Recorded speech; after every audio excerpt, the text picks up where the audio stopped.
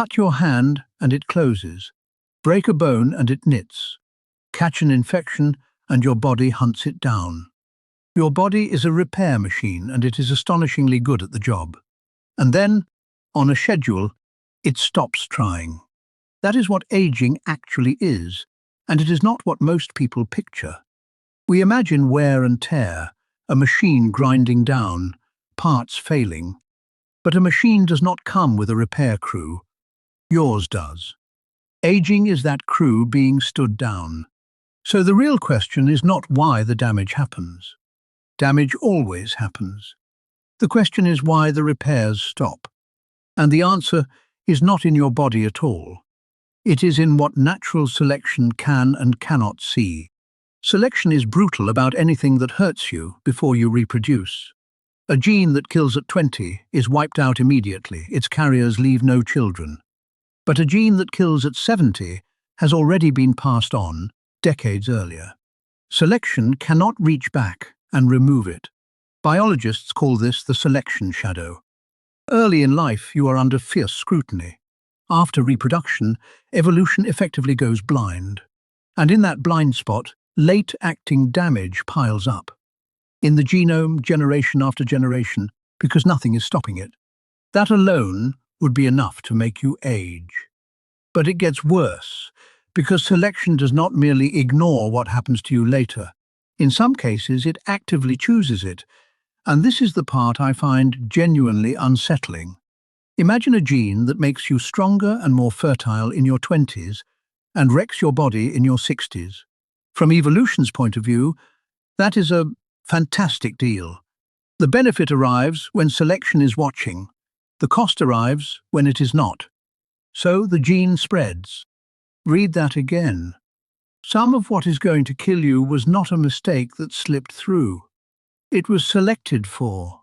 It was chosen because the damage it does arrives too late to matter to anything except you.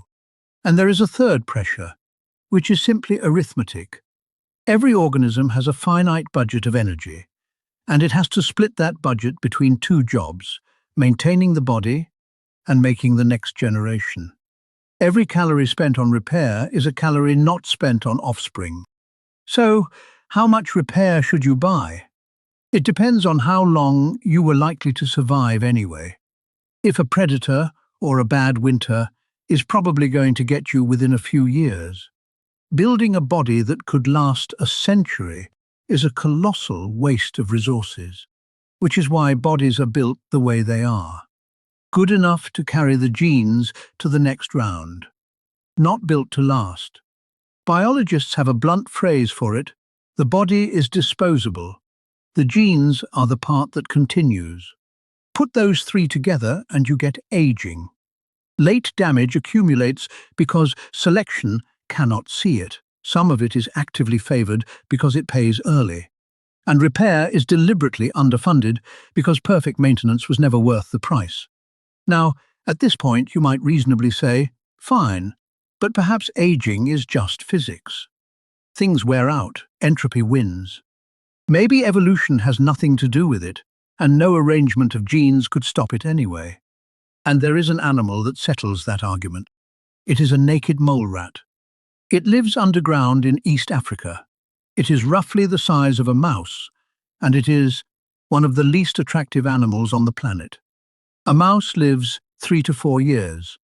A naked mole rat lives more than 20. The record is 37. But the lifespan is not even the strange part. In almost every animal, including you, the chance of dying goes up every year you are alive. In the naked mole rat, it does not measurably rise with age. It stays flat. An old one is not much likelier to die than a young one, and it stays fertile and keeps growing new brain cells for decades. Same rough body plan as a mouse.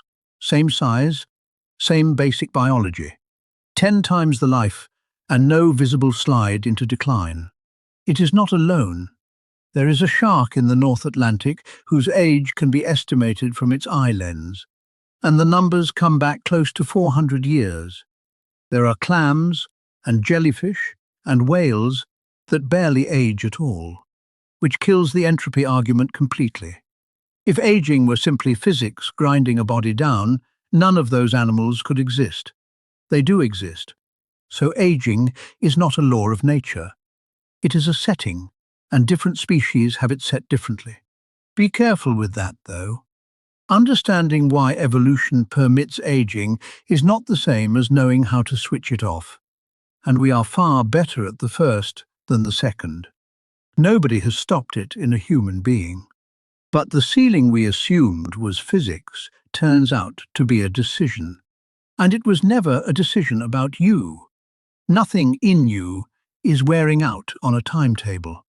The repair crew is being stood down, quietly, because from evolution's point of view, the work is already finished. The genes went on ahead. You are still here. It simply stopped counting you. If you want more questions like this one answered simply, subscribe. New episodes every week.